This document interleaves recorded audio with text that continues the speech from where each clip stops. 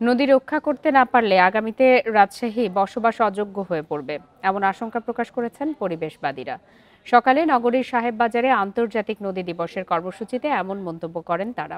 বাংলাদেশ পরিবেশ আন্দোলন, বাপা ও রাজশাহী সংগ্রাম পরিষদ এই মানববন্ধন ও সমাবেশের আয়োজন করে।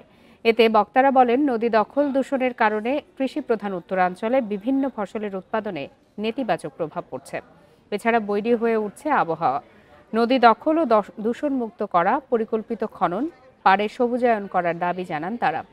আন্তর্জাতিক আইন অনুযায়ী পানির ন্যায্য হিস্যা আদায়ে সরকারকে তৎপর হওয়ার আহ্বান জানান পরিবেশবাদীরা।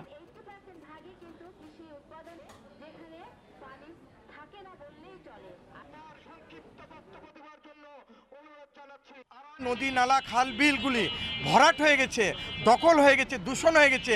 এগুলি মুক্ত করতে হবে, দূষণ মুক্ত করতে হবে এবং নতুন নতুন খনন করতে হবে, নতুন নতুন খাল বিল তৈরি করতে হবে।